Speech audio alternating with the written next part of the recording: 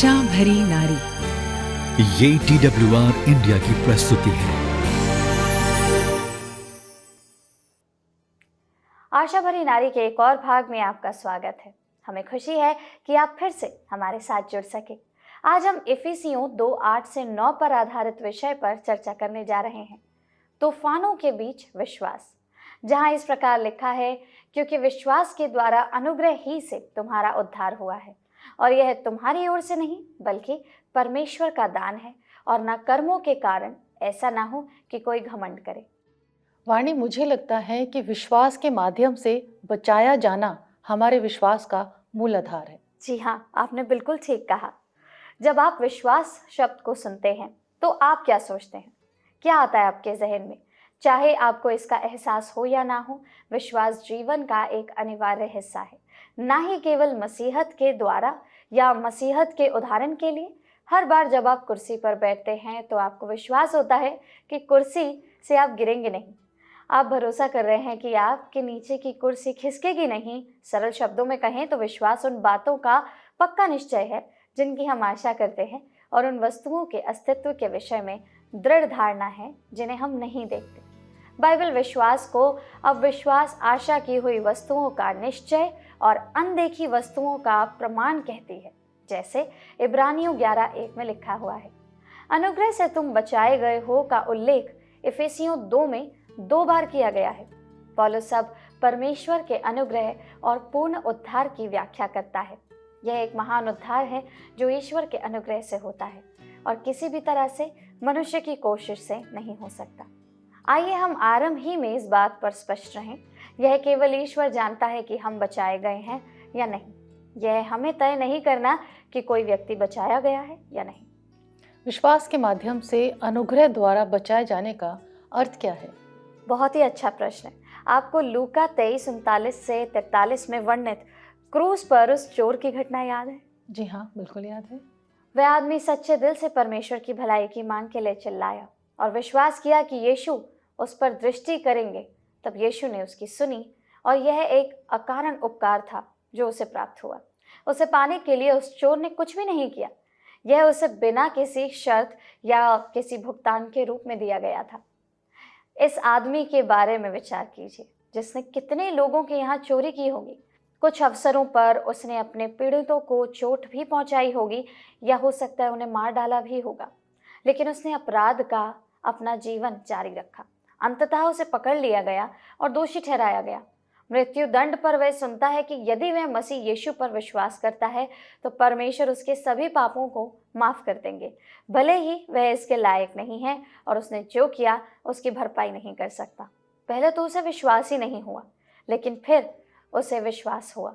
वह अनंत न्याय से बचने के लिए मसीह पर भरोसा करता है। वह मर गया और स्वर्ग में परमेश्वर के साथ उठा लिया गया। इसलिए अनुग्रह को अक्सर एक उपहार के रूप में संदर्भित किया जाता है, क्योंकि यह हमारे नियंत्रण से बाहर है और पूरी तरह से परमेश्वर के विवेक पर निर्भर है जो इसका दाता है। यह उसके प्रेम का विस्तार है। और यह सब उस पाप के बारे में है जिसने मनुष्य को ग्रस्त लिया है। बिल्कुल। अदन की वाटिका में आदम और हवा की अवज्ञा के कारण सारी मानव जाति पाप के प्रकृति में गिर गई, जो उत्पत्ति 3 में दी हुई है। रोमियो की पत्री 5:19 में इसे और स्पष्ट लिखा हुआ है। क्या आप हमारे लिए इसे पढ़ेंगे? हाँ जी, बिल्कुल। क्योंकि जैसे एक मनुष्य की आज्ञा ना मानने से बहुत लोग पापी हो गए, वैसे ही एक मनुष्य की आज्ञा मानने से बहुत लोग धर्मी ठहरेंगे। पाप ने परमेश्वर, हमारे सृष्टिकर्ता और हमारे बीच दूरी पैदा कर दी। इसका मतलब यह है कि हमारे सर्वोत्तम इरादों के साथ भी हम अच्छाई के परमेश्वर के आदर्श मानकों से पीछे रह जाएंगे। खोई हुई मानवता के लिए हमारे प्रभु यीशु मसीह की मृत्यु और पुनरुत्थान के माध्यम से यह टूटा हुआ रिश्ता पुनः स्थापित हुआ। कृपया हमारे लिए शालिनी, आप यशाया 64:6 पढ़िए। हम सब के सब अशुद्ध मनुष्य के समान हो गए हैं और हमारे सब धर्म के काम मैले चित्रों के समान हो गए हैं। हम सब पत्ते की तरह मुरझा जाते हैं और हवा की तरह हमारे पाप हमें उड़ा ले जाते हैं। प्रेरित पौलुस फिलिपियों 3:8 और 9 में इसकी व्याख्या करते हैं। एक बार आप इसे पढ़िए जरा। जी। वरन मैं अपने प्रभु मसीह यीशु की पहचान की उत्तमता के कारण सब बातों को हानि समझता हूँ, जिसके कारण मैंने सब वस्तुओं की हानि उठाई और उन्हें कूड़ा समझता हूँ, जिससे मैं मसीह को प्राप्त करूँ और उसमें पाया जाऊँ, ना कि अपनी उस धार्मिकता के साथ जो व्यवस्था से है, वरन उस धार्मिकता के साथ जो मसीह पर विश्वास करने के कारण है और परमेश्वर की ओर से विश्वास करने पर मिलती है। तो संक्षेप में ईश्वर बिल्कुल पवित्र है, हम नहीं हैं। हालांकि परमेश्वर ने हमें अपना पुत्र यीशु मसीह दिया, जो एक सिद्ध पाप रहित जीवन जीने के लिए पृथ्वी पर आया। उसने क्रूस पर अपने निर्दोष जीवन का बलिदान दिया, उस आध्यात्मिक ऋण का भुगतान किया जो वास्तव में हमारा था। इस प्रकार यीशु में हमारे विश्वास के माध्यम से परमेश्वर ने हमें अपने पापों के लिए क्षमा पाने और उसके साथ मेल मिलाप करने का, प्रायश्चित का एक मार्ग दिया है। यह मसीह के माध्यम से परमेश्वर के उद्धार का हृदय है। कहानी एक ऐसे आदमी की है जो एक दिन मछली पकड़ रहा था। उसके बगल में खड़े आदमी ने देखा कि उसने जो बड़ी मछली पकड़ी थी उसने वापस पानी में फेंक दिया है, जबकि छोटी मछली को रख दिया है। यह पूरे दिन चलता रहा, जब तक कि पहला आदमी अपनी जिज्ञासा पर काबू नहीं रख सका। उसने कहा, मुझे समझ नहीं आया, और उसने दूसरे मछुआरे से ऐसा कह के पूछा, आप बड़ी मछलियों को तो वापस फेंक देते हैं और केवल छोटी मछली को रख लेते हैं, ऐसा क्यों? यह आसान है। दूसरे व्यक्ति ने यह उत्तर दिया, मेरा पतीला बड़ी मछली को पकाने के लिए बहुत छोटा है। बहुत से मसीही उस मछुआरे की तरह ही है। दर्शकों, ईश्वर की कृपा के बारे में उनकी समझ और प्रतिक्रिया बहुत सीमित है, इसलिए उनकी कृपा में वृद्धि रुकी हुई है। जी हाँ, और ये बिल्कुल सच है। जी हाँ, और यही कारण है कि यूहन्ना ने उन लोगों को लिखा जिनके पास आत्मा है और जो सुसमाचार की सच्चाई जानते हैं, इस संदेह को दूर करने के लिए कि क्या हम वास्तव में बचाए गए हैं। वह पहला यूहन्ना 3:24 में कहता है, जो उसकी आज्ञाओं को मानता है वह उसमें और वह उनमें बना रहता है, और इसी से अर्थात उस आत्मा से जो उसने हमें दिया है हम जानते हैं कि वह हम में बना रहता है। यूहन्ना ने कलीसिया और विश्वासियों को आश्वस्त करने के लिए लिखा कि हम उद्धार के बाद अपने अनुभवों से निश्चित रूप से जान सकते हैं कि हम ईश्वर की संतान हैं। यह विशेष रूप से तब होता है जब हम जानते हैं कि पवित्र आत्मा हमारे जीवन में हमारे द्वारा देखे गए परिवर्तनों के माध्यम से हमारे अंदर निवास करने के लिए दी गई है। और ऐसा होने पर एक व्यक्ति अपने जीवन में क्या परिवर्तन देख सकता है? अन्य परिवर्तनों के अलावा यूहन्ना ने उल्लेख किया कि हम अन्य विश्वासियों के साथ संगति का आनंद लेते हैं। हम सांसारिक वस्तुओं की लालसा नहीं करेंगे। हम ईश्वर के त्यागपूर्ण प्रेम के साथ एक दूसरे से प्रेम करना शुरू करेंगे और हम मसीह में बने रहेंगे, उस पर निर्भर रहेंगे और उसका अनुसरण करेंगे। अन्य सभी से अधिक यूहन्ना कहते हैं कि हमें उद्धार का आश्वासन केवल हमारे स्वीकारोक्ति की निश्चितता से मिलता है। यह हमारे प्रभु का अंगीकार करने से है। पाप को स्वीकार करना एक सच्ची गवाही है। केवल वे ही लोग जिन्होंने ईश्वर की कृपा को जान लिया है इसके ना होने की संभावना पर चिंता करेंगे। इसका कारण यह है कि नया जन्म पाने वाले व्यक्ति का ईश्वर के साथ गहरा संबंध हो जाता है। अच्छा वाणी, आप ये बताइए कि विश्वास महत्वपूर्ण क्यों है? विश्वास बहुत महत्वपूर्ण है और ये प्रश्न भी उतना ही महत्वपूर्ण है। आइए कुछ कारणों पर नजर डालते हैं। सबसे पहले बाइबल हमें बताती है कि विश्वास के बिना परमेश्वर को प्रसन्न करना असंभव है। दूसरे शब्दों में कहें, हम पूछ रहे हैं विश्वास क्यों आवश्यक है। शालिनी, कृपया हमारे लिए इब्रानियों 11:6 पढ़िए। लेकिन विश्वास के बिना उसे प्रसन्न करना असंभव है, क्योंकि जो परमेश्वर के पास आता है उसे विश्वास करना चाहिए कि वह है और अपने खोजने वाले को प्रतिफल देता है जो बड़ी लालसा से उसकी खोज करते हैं। ऐसे ईश्वर में विश्वास करना जिसे हम देख नहीं सकते हैं, और यह विश्वास करना कि वह वही है जिसके बारे में वह कहता है, विश्वास के बिना संभव है और यह परमेश्वर को प्रसन्न करता है। हम नहीं जानते कि मसीह कैसे दिखते हैं और ना उनकी आवाज़ को पहचानते हैं, और हम वास्तव में उनका हाथ भी पकड़ने के लायक नहीं हैं। यही कारण है कि इब्रानियों का लेखक कहता है, अविश्वास उस चीज़ पर विश्वास है जिसकी हम आशा करते हैं और जो हम नहीं देखते उसके बारे में आश्वस्त हैं। जी हाँ, इब्रानियों के पत्री के 2 मुख्य उद्देश्य थे, मसीह को ग्रहण करने के लिए प्रोत्साहित करना और उन्हें मसीह में अपना विश्वास ना छोड़ने की चेतावनी देना। इब्रानियों में स्वर्गदूतों, मूसा, पुरोहित कार्य और बलिदान व्यवस्था की तुलना में मसीह में ईश्वर के रहस्योद्घाटन की श्रेष्ठता के बारे में सिखाया गया है। पुनर्जीवित मसीहा के नए अनुयायियों को उनके परिवार के सदस्यों और यहूदी धर्म के सदस्यों द्वारा अस्वीकृति का सामना करना पड़ा। कभी कभी उन्हें शारीरिक उत्पीड़न का शिकार होना पड़ता था, कुछ को उपहास और कोड़े का सामना करना पड़ा, यहाँ तक कि जंजीरों और कारावास का भी सामना करना पड़ा। उन्हें पत्थर मार मार कर मार डाला गया, उन्हें 2 भागों में काटा गया, वे तलवार से मारे गए। तो वाणी विश्वास, आस्था और वफादारी के बारे में है। जी हाँ, आस्था व्यक्ति की सुरक्षा की भावना को व्यक्त करती है। हमारा विश्वास इस बारे में कुछ महत्वपूर्ण कहता है कि हम ईश्वर पर विश्वास करते हैं। याद रखिए कि विश्वास अंधा नहीं होता। बाइबल कहती है, अब धर्मी लोग विश्वास से जीवित रहेंगे, जो कि रोमियो 1:17 में लिखा है। विश्वास परिस्थितियों की उपस्थिति में कहता है, मैं जानता हूं कि वह कौन है और मैं विचलित नहीं होऊंगा या नहीं हूं। इसका अर्थ है आज्ञाकारिता और प्रदर्शन के अभ्यास के रूप में विश्वास के साथ चलना। आस्था अंधी नहीं होती, वह शुरू से ही अंत को देखती है।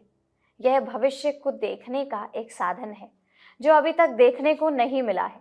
प्रेरित पौलुस 2 कुरिन्थियों 4:18 में इसे स्पष्ट करते हैं। क्या आप इसे पढ़ेंगी हमारे लिए दोबारा? हाँ जी, बिल्कुल। इसलिए हम अपनी नज़र उस पर नहीं जो देखी जाती है, बल्कि उस पर लगाते हैं जो अनदेखी है, क्योंकि जो देखा जाता है वह अस्थायी है, लेकिन जो अदृश्य है वह शाश्वत अनंत है। विश्वास वह है दर्शकों जिसका प्रयोग हम तब करते हैं जब हमारे आसपास की हर चीज कहती है कि यह संभव है। दूसरा, यीशु हमारे विश्वास के स्तर पर ध्यान देते हैं।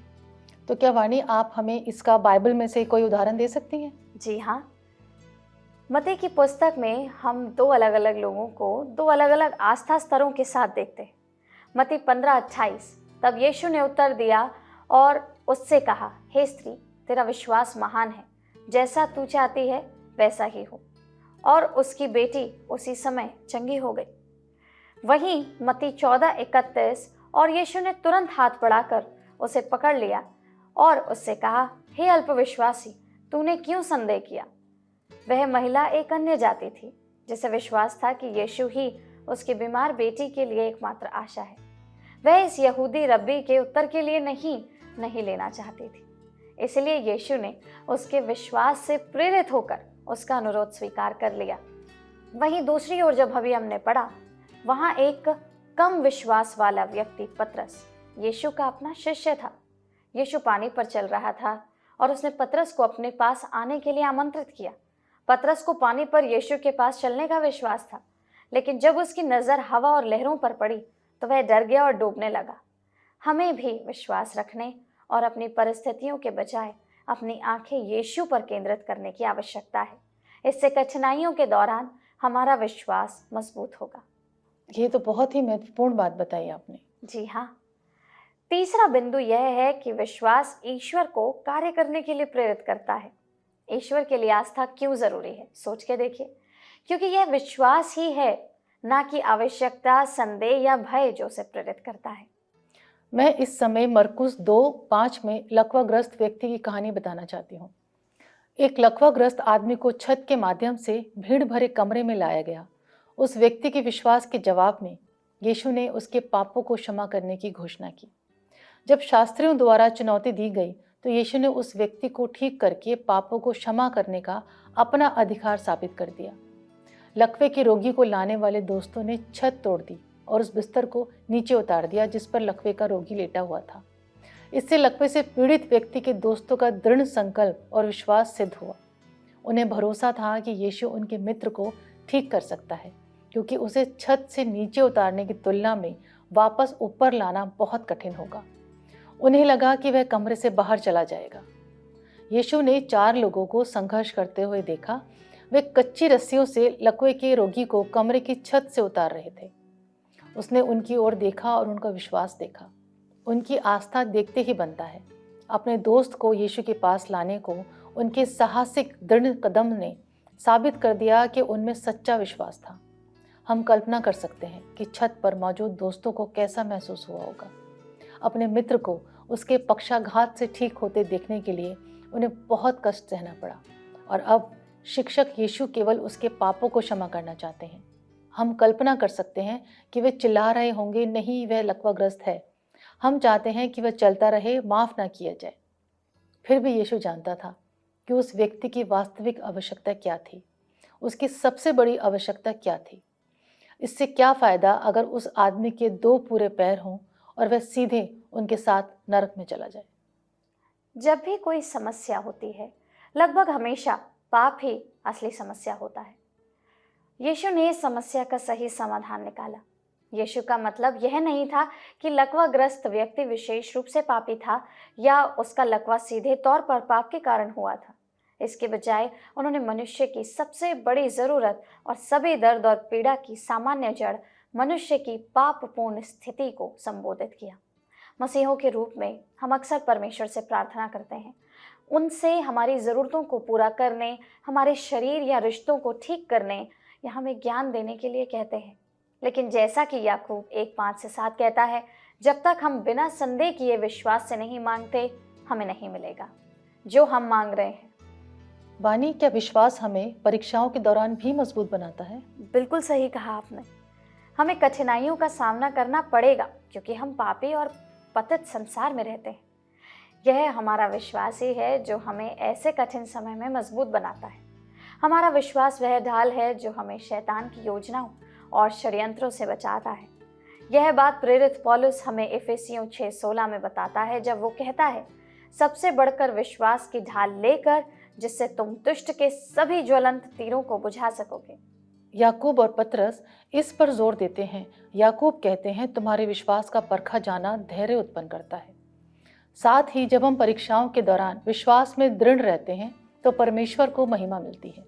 पतरस कहता है, ताकि तुम्हारे विश्वास की सच्चाई आग से परखे हुए नाशवान सोने से कहीं अधिक बहुमूल्य हो और यीशु मसीह के प्रकट होने पर स्तुति, आदर और महिमा पाए। 5वीं बात या 5वां बिंदु यह है कि विश्वास हमारे कार्यों को ऊर्जा देता है। हम जो करते हैं और जिस तरह रहते हैं उससे हम ईश्वर में अपना विश्वास प्रदर्शित करते हैं। याकूब 2:26 कहता है, अतः जैसे देह आत्मा बिना मरी हुई है, वैसे ही विश्वास भी कर्म बिना मरा हुआ है। वे आपको आगे बढ़ाने के लिए मिलकर काम करते हैं। सच्चा विश्वास उसके बाद होने वाले कार्यों से मान्य होता है। इसी प्रकार बिना विश्वास के किए गए कार्य व्यर्थ हैं। याकूब इसे आगे समझाते हुए कहते हैं, इस प्रकार विश्वास भी यदि उसमें कर्म नहीं है तो अपने आप में मृत है। परंतु कोई कहेगा, तुम विश्वास रखते हो और मैं कर्म करता हूँ। मुझे अपना विश्वास बिना कर्म के दिखाओ और मैं अपना विश्वास अपने कर्मों के द्वारा तुम्हें दिखाऊंगा। याकूब 2:17-18। हमें यह भी याद रखना होगा कि हमारा विश्वास दूसरों को प्रोत्साहित कर सकता है। लोग आपके अटल विश्वास को देखेंगे और इससे दूसरों को भी अपने विश्वास पर दृढ़ रहने के लिए प्रोत्साहन मिलेगा। कुलुस्सियों 1:3 और 4 में लिखा है, हम तुम्हारे लिए नित्य प्रार्थना करके अपने प्रभु यीशु मसीह के पिता अर्थात परमेश्वर का धन्यवाद करते हैं, क्योंकि हमने सुना है कि मसीह यीशु पर तुम्हारा विश्वास है और सब पवित्र लोगों से तुम प्रेम रखते हो। जब आप दूसरों को भी ऐसा करते हुए देखते हैं तो ईश्वर में विश्वास के प्रति प्रतिबद्ध रहना आसान हो जाता है। इसलिए प्रिय मित्रों, अपने विश्वास पर दृढ़ रहें और दूसरों को भी ऐसा करने के लिए प्रेरित करें। यह मुझे याद दिलाता है कि कैसे प्रेरित पौलुस ने युवा पादरी तीमुथियुस का मार्गदर्शन किया था। प्रेरित पौलुस तीमुथियुस को बताता है कि कैसे सच्चा विश्वास तीमुथियुस की दादी से तीमुथियुस की माँ और तीमुथियुस तक पहुँचाया गया। प्रेरित पौलुस 2 तीमुथियुस 1:5 में कहता है कि मुझे तेरा उस निष्कपट विश्वास की सुधि आती है जो पहले तेरी नानी लोइस और तेरी माता यूनिके में थी, और मुझे निश्चय भी है कि तुझ में भी है। सचमुच जब हमारा विश्वास मजबूत और सच्चा होता है तो इससे हमारे परिवार और दोस्तों सहित दूसरों तक भी पहुंचाया जा सकता है, जिससे उनके जीवन में भी बदलाव आ सकता है। अंततः विश्वास हमारे उद्धार की नींव है। दर्शकों, जब यीशु पृथ्वी पर चले तो यहूदी लोगों को यकीन था कि परमेश्वर को स्वीकार्य होने के लिए उन्हें व्यवस्था के सभी नियमों का पालन करना होगा। लेकिन जब यीशु आए तो उन्होंने धार्मिकता को फिर से परिभाषित किया, तो भी यह जानकर कि मनुष्य व्यवस्था के कामों से नहीं पर केवल यीशु मसीह पर विश्वास करने के द्वारा धर्मी ठहरता है। हमने आप भी मसीह यीशु पर विश्वास किया कि हम व्यवस्था के कामों से नहीं पर मसीह पर विश्वास करने से धर्मी ठहरें, इसलिए कि व्यवस्था के कामों से कोई प्राणी धर्मी ना ठहरागा। जी हाँ, ये सच है। हम परमेश्वर के पुत्र यीशु में विश्वास के माध्यम से परमेश्वर के साथ सही बने हैं। हम जो करते हैं या नहीं करते हैं उससे हम परमेश्वर के सामने सही नहीं बनते हैं। इजराइलियों के साथ यही समस्या थी, जो अपना उद्धार अर्जित करने के आदी थे। लेकिन जैसा कि इफिसियों 2:8-9 में घोषित किया गया है, क्योंकि विश्वास के द्वारा अनुग्रह ही से तुम्हारा उद्धार हुआ, और यह तुम्हारी ओर से नहीं वरन परमेश्वर का वरदान है, और न कर्मों के कारण, ऐसा ना हो कि कोई घमंड करे। जी हाँ, यही वास्तविक सच्चाई है। प्रिय मित्रों, हमें जीवन के उन तूफानों या संघर्षों के दौरान अपना विश्वास बनाए रखने के लिए लड़ने को तैयार रहना चाहिए, जो हमें पटरी से उतारने की कोशिश करेंगे। वास्तव में जैसे ही हम ईश्वर में अपना विश्वास बनाए रखते हैं, यह हमें ईश्वर की महिमा के लिए सबसे कठिन परीक्षणों में भी सहारा देगा। हम एक और रोमांचक कार्यक्रम के अंत में आ गए हैं। यह हमारी आशा और प्रार्थना है आपके लिए कि आप उस विश्वास पर दृढ़ बने रहें जिसकी चर्चा हमने की है। आइए हम प्रार्थना करते हैं।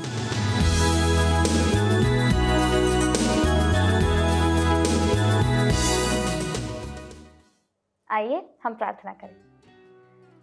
धन्यवाद पिता परमेश्वर, हम आपका धन्यवाद करते हैं प्यारे प्रभु। आपने विश्वास के बारे में आज हमें इतना कुछ बताया, और पिता बहुत ज़्यादा ज़रूरी है कि हम हमेशा विश्वास में दृढ़ रहें, क्योंकि विश्वास बिना कर्मों सहित एकदम अधूरा है। परमेश्वर, हम आज प्रार्थना करते हैं कि हमने विश्वास के लिए जो कुछ पढ़ा है, जो कुछ समझा है, हमें आप मदद करेंगे कि हमारा विश्वास, चाहे तूफान हो, चाहे खुशी हो, चाहे दुख हो, चाहे कैसी भी डगर हो, हम कभी भी विश्वास की डगर से डगमगाए नहीं, बल्कि हमेशा उस विश्वास के द्वारा ही पिता आपकी ओर देखें और आपके दिखाए हुए मार्ग पर निरंतर चलते चले जाएं। परमेश्वर, आपने तूफानों में भी अपने लोगों का हमेशा हाथ थामा है, और परमेश्वर, हमने आज बाइबल के माध्यम से पढ़ा है कि जब विश्वास आपके ऊपर बिना किसी शर्त और बिना किसी अभिव्यक्ति के किया जाता है, तो निश्चित रूप से आप उस विश्वास को देखते हैं, समझते हैं और फलवंत भी करते हैं। परमेश्वर, हमें भी वैसा ही विश्वास दीजिए ताकि हम आपका अनुसरण करें और केवल आप ही की ओर ताकते रहें, आप ही की ओर देखते रहें, आपके दिखाए हुए मार्ग का अनुसरण करें। प्रभु यीशु मसीह, इस आशीषित वचन के लिए हम आपका धन्यवाद करते हैं। हमारी प्रार्थना को प्रभु यीशु मसीह आपके नाम से मांगते हैं, आमीन।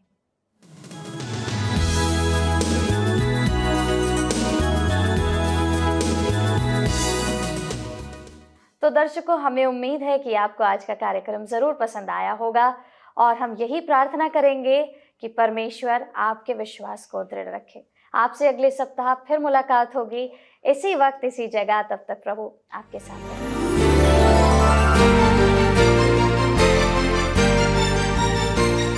आशा भरी नारी, ये TWR इंडिया की प्रस्तुति है।